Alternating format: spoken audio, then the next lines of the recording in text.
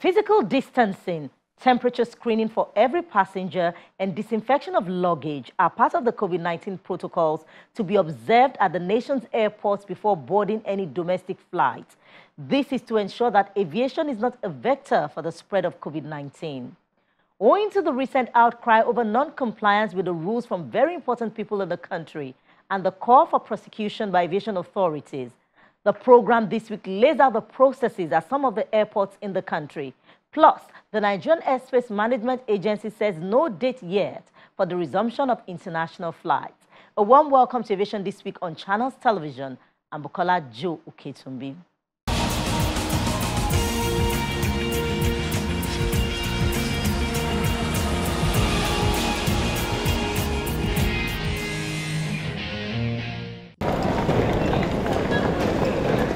The global aviation industry remains the hardest hit, and that's because the sector, which is the epicenter of global transportation, was brought to a halt, at least for 3 consecutive months. Many airlines grounded their planes and thousands of jobs put on life support. More than 10 countries in Africa and over 100 countries across the globe have already started domestic air service, and life has started to return to the aviation industry. We take off in Peru as domestic flights commenced from Lima's main airport, even as the country continues to battle the coronavirus pandemic. The first commercial passenger flight in months took off early in the morning at Jorge Chavez Airport to destinations across the country, including tourist Mecca Cusco, and to the East African nation of Kenya. The national carrier, Kenya Airways, has also resumed local flights. This comes amid strict measures to prevent the spread of the COVID-19 after halting operations for 99 days. Its subsidiary, Jambo Jet, is also back to the skies. The carrier started off with flights to Mombasa and Kisumu. However, travelers will have to brace themselves for a marked different environment at Kenya's airport and aboard aircraft occasioned by the new safety measures. Nigeria's aviation industry resumed commercial flights on the 8th of July 2020 with strict precautionary protocol to ensure the safety of passengers and crew members.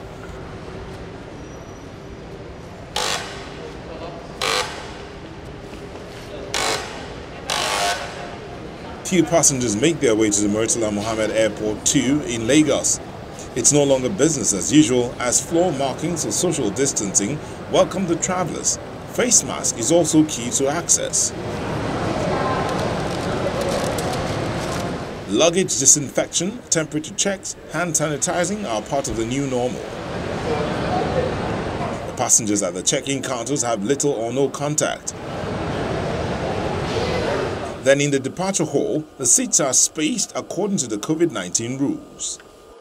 We received advisory circulars from NCA giving us some health protocols and safety protocols to abide by and introduce into our system, such as dispensing sanitizer dispenser, social distancing, hand washing, and nose mask. So we have taken those into consideration and then incorporated into our facilities, and also draw up SOPs by which everyone who is operating here can follow. Still in Lagos, but this time at the General Aviation Terminal, a canopy hangs over the exterior where passengers observe social distancing as they arrive to catch their flight. Temperature checks are also key to accessing the terminal, and the floor markings are to help the passengers to keep socially distant.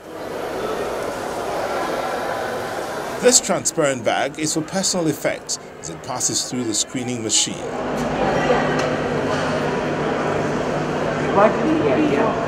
All passengers are required to wear masks during the whole check-in and boarding process.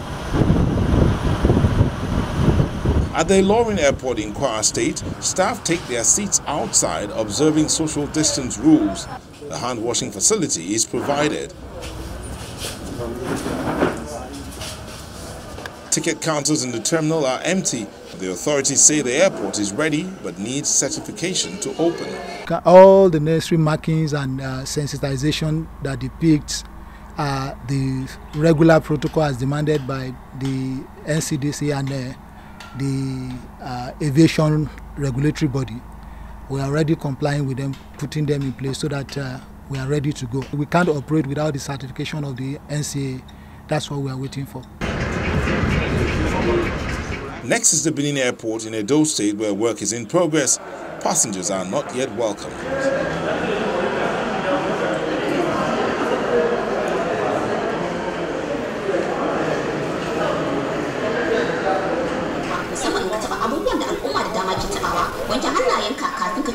At the Kaduna International Airport, COVID-19 safety protocols are in place as life gradually returns to the facility. It's a thing of joy because having been away for close to 4 months and now back to life, it is something we have to cherish and pray, be prayerful also that God will continue to protect us and ensure that we have a smooth continuation of flights. Right in front of the terminal building, we now have a canopy that was not there before. That is where we start to disinfect passengers' luggages. It was not done before. And as you proceed from there, you wash your hands. As they are disinfecting your luggages, you are washing your hands. Right in front of the terminal building, you have sanitizers, which you must sanitize your hands before you access even the screening point. Passengers also share their experience. I came very early, around 6 a.m. and already the authorities, FAN authorities were in place. They made all the necessary arrangements, and so far so good. Everything is very wonderful. I just pray that things will go on the way it is. It's been a while. I gave birth and I couldn't meet my husband to see his baby, but now with the resumption of this flight, I'm so happy that we can now get to meet at last. Next is the Victor Ata International Airport in Uyo, Akwa Ibom State in South Nigeria, where activities are picked up with passengers going through temperature checks and the 2-meter social distance protocol. The passengers express satisfaction with the safety measures in place. Everything is being taken into consideration, our safety, particularly that of us or the other passenger beside you. The seats are well positioned, well spaced. We're not sitting close together. Even while we're trying to board on the flight, the spaces are actually good enough for you not to be able to do any transference of any infection. And the state-owned carrier taxis the way for a flight to Abuja. With the facilities put in place by authorities to ensure the protection of travelers and curb the spread of COVID-19, the Federal Airport Authority, in a series of tweets, has said very important people, including an ex-governor and a serving governor, have flouted the COVID-19 rules. The authority says it's implementing its standard operating procedure and does not expect anyone to flout the rules. Analysts share their opinion on this non-compliance. You board in batches, and when you disembark as well, you disembark in batches. There's lots of social distance. So the risk of you contacting or sitting close or catching that virus, it's actually reduced and mitigated. Definitely. The aviation minister says the government will wield the big stick. If you are found to be an unruly passenger, because you are a big man, VIP, the simplest that we could do, the easiest, simplest thing that we could do is to refer you to the police, and they must, by law, prosecute you regardless, and it will be not less than 2 months. At this time of a critical health emergency, flouting laws that should protect everyone is certainly not in the best interest of the populace.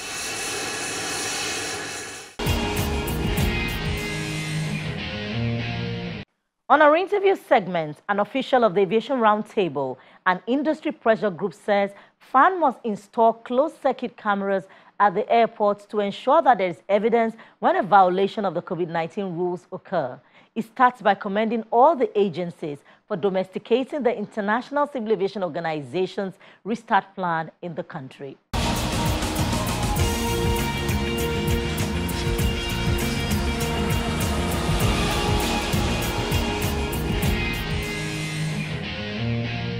NCA domesticated it in conjunction with the NDDC officials, and they ensure that the airlines and airports meet those facilities before they were allowed to open. That's why today, it's not all the airports that are ready.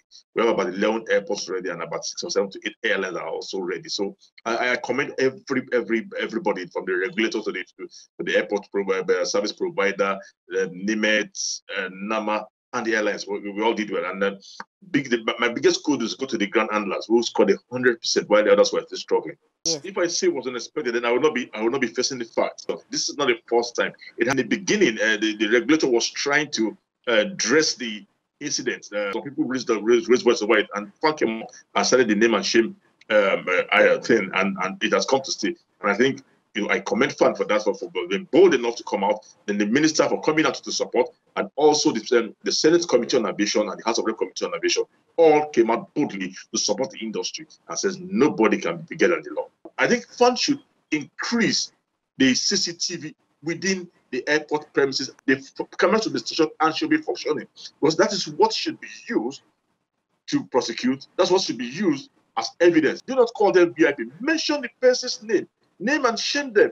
And thirdly, I also feel there should be a bold banner listing the names of those who have committed this crime and barred from the airport. That banner should be somewhere around the airport, so everybody, when you come to the airport, all airline operators will see the name and know before taking their bookings. And fourthly, I think it's time to make laws that can make it possible for the authorities to prosecute offenders. There's no we can have it a perfect process for now. That's why you see the domestic flight has been used as a dress rehearsal. There are some hiccups. Some was noticed on the one or two flights, and that has to do with the spacing within the airport premises when you have to board. Then when you have more than one flight, these are areas they need to work on. They might probably have to move some seats or move create some extra spaces.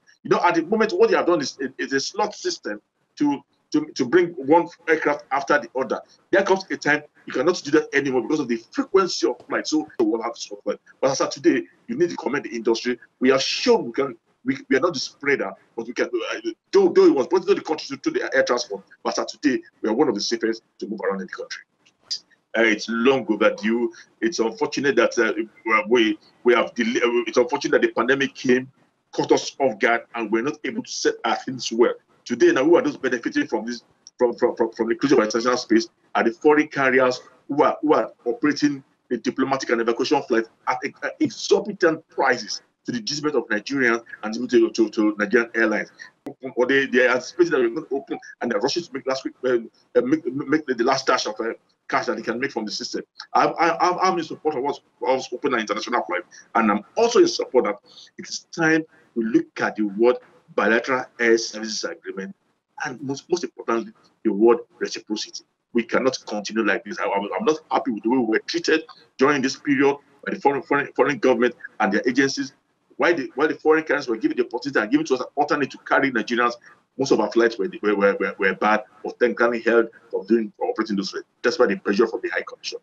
The Nigerian Airspace Management Agency has said Nigerian airports have not been shut to international flights until the middle of October 2020. The agency explains that on the 15th of July 2020, in line with international standard, issued a 3-month duration notice to airmen which will lapse in October, stating that the federal government of Nigeria has extended a closure of the nation's airports to all international flights with the exception of aircraft in a state of emergency. The Airspace Agency says that Nigerian airports will reopen to international flights at any date the federal government, Federal Ministry of Aviation, and the Nigerian Civil Aviation Authority consider it safe, secure, and appropriate. When Aviation This Week returns, a special report is next. Do join us again.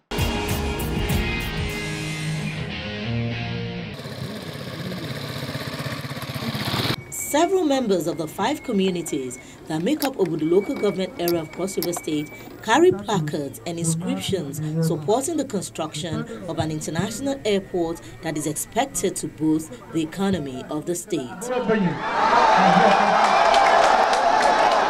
Beautiful topography and a serene environment are some of the natural features around here, a factor driving the establishment of the International Cargo Airport. The land has been cleared for a 5.6-kilometer-long runway.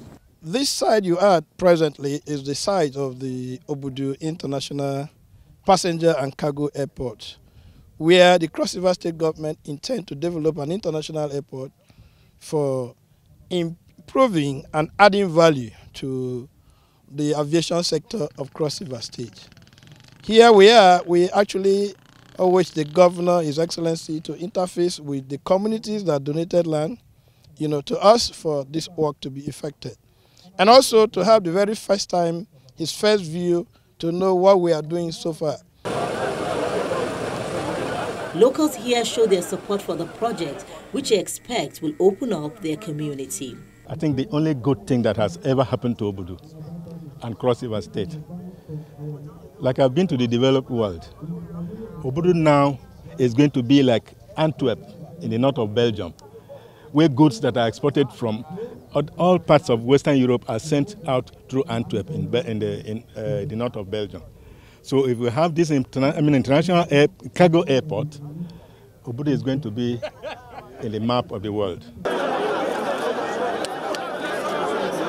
The state government's strategy with this initiative is to create wealth, taking advantage of the potentials available. The intention of this airport is to provide cargo support services for the export of ornamental and special flowers from Obudu Cattle Ranch for its temperate climate. As you are well aware, a country like Kenya does an average of 3 to 9 billion euros annually exporting flowers from an altitude even less than that of Obudu Cattle Ranch. So for Cross River State, we knew that we needed to have an airport here to be able to assist us take advantage of the Obudu Cattle Ranch. Also, Obudu Cattle Ranch is a touristic feature which has been deliberately underutilized because of access. So apart from the superhighway, we're doing this road in intention to be able to build an airport that can allow us to benefit from the full potentials of the Obudu tourism center like the Obudu Cattle Ranch.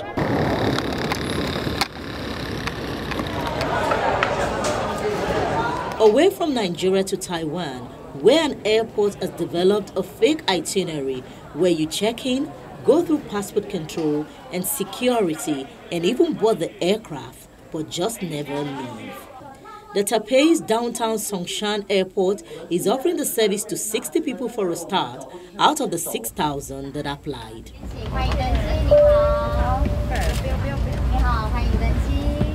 This is to help citizens staffed of the travel experience during the coronavirus lockdown to relieve themselves.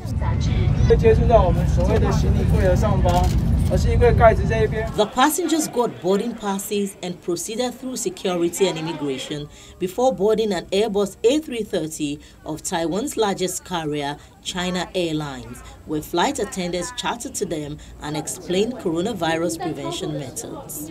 I saw a friend shared a post about this activity. It sounded really funny, so I thought I'd also like to go take a look too. I haven't been abroad for so long. Before, I'd go abroad 2 to 3 times a day, every year. It's such a pity that this year, because of the coronavirus epidemic, I haven't been able to go abroad at all. I feel very lucky to have had my name drawn out of the hat to attend this activity. After receiving the confirmation that my number had been picked out to attend this event, I thought, and what's more, my kid also wanted to come along to take a look at the plane. So we came. This really is a very special opportunity, and throughout this activity, I've noticed my son is very happy. The airport is also using the event as a publicity opportunity to show off renovations it has completed while passengers stayed away.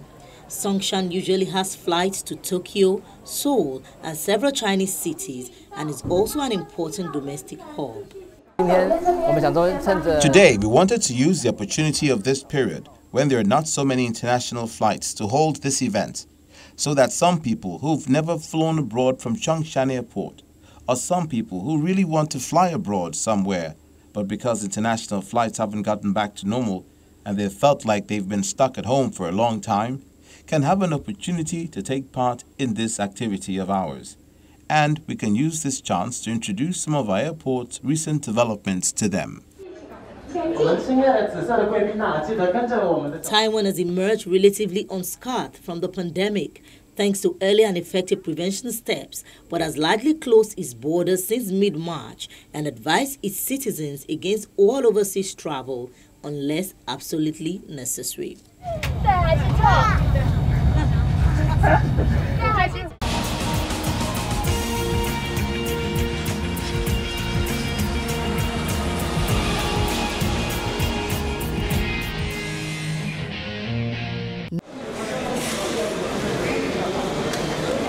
Air Côte d'Ivoire is confident it will soon recoup its losses quickly now that internal flights in the country have resumed, plus a government injection of $24 million to keep it afloat. International flights are expected to restart on July 1st in a West African country. A passenger doing business in the country is relieved the airlines are back to business. I am about to board the Air Côte d'Ivoire flight from Korogo, and I am really pleased that the flights have resumed because we, our company and our country need it. Really, this resumption helps a lot, helps us move around easily and travel within the country and come back. So I am really happy. Without state help, the airline that operates in one of West Africa's busiest hubs would not have recovered after grounding its plane for 3 months because of the COVID-19 restrictions.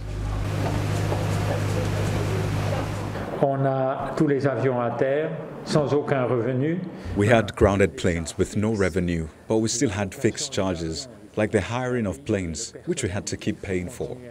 We had to continue paying the personnel. We had to pay in order to prepare for the relaunch, and all those are fixed costs that we had to honor if we wanted to take off after this period. So we contacted the state. We calculated all our fixed costs for the 3-month period which had been foreseen until the end of the month of June, and the state was favorable and supported us. Boarding and preparations are more complicated than before the virus. Passengers have to keep a safe distance at the check-in desk, get their temperatures taken before boarding, and buses to the plane have to limit the number of passengers on board. Airline crews have to wear masks and gloves. The plane is cleaned and disinfected before boarding, after arrival, and again before reboarding. No food is served during the local flight to avoid crew members taking off their masks. And because the air is filtered every 3 minutes, passengers don't need to keep a 2-meter distance between each seat.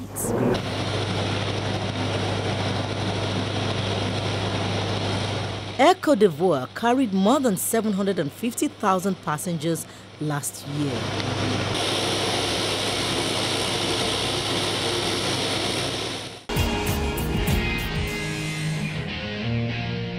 That's all on this edition. Thank you so much for staying with us.